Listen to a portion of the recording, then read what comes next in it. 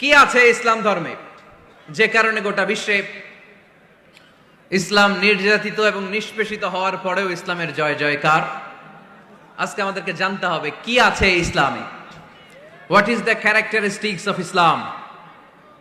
কি বৈশিষ্ট্য রয়েছে এই ইসলামে, কি বৈশিষ্ট্য দিয়ে আল্লাহ তাআলা বৈশিষ্ট্যমণ্ডিত করেছেন। আজকে এই সংক্ষিপ্ত পরিসরে ইসলামের 10টি বৈশিষ্ট্যের কথা আমরা শুনবো, আওয়াজ করে পড়েন ইনশাআল্লাহ। কোরআনের একটা শব্দে কেউ কোনো পরিবর্তন ঘটাতে পেরেছে? একটা নোক্তার মধ্যে চেঞ্জ করতে পারছে? এক আয়াতে আল্লাহ কোরআনে বলেছেন ফা আবাউ আইয়ুদাইফুহুমা, মানে দুইজন নবী এসেছিল ইহুদিদের কাছে, ইহুদিরা তাদেরকে মেহমানদারি করায় নাই। এটা একটা বদনাম না? ওমরে ফারুক যখন রাদিয়াল্লাহু তাআলা আনহু মদিনার খলিফা, ইহুদিদের একটা দল ওমরে ফারুকের সাথে সাক্ষাৎ করে এসে বলে, ওমরে ফারুক, তোমাদের কোরআনে আমাদের ইহুদিদের ব্যাপারে একটা বদনাম আছে। কি বদনাম?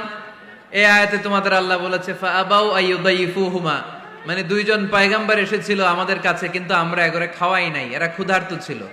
কিয়ামত পর্যন্ত তোমরা এই আয়াত তেলাওয়াত করবার, মানুষ আমাদেরকে গালি দিবে। তো গালাগালির দরকার নাই, চলো একটা মিউচুয়ালে যাই। কি যাই? Mutual understanding.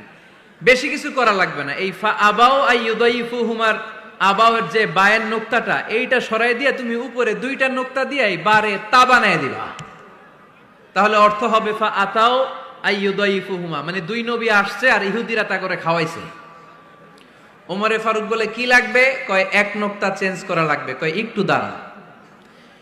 এরা তো মহা খুশি, আজকে আমাদের মিশন কমপ্লিট। ওমরে ফারুক ঘরের ভিতরে ঢুইকা একটা তলোয়ার নিয়ে আসছে, কয় কার কার লাগবে এদিকে আয়। সব দিছে দৌড়। সুবহানাল্লাহ কইবেন না?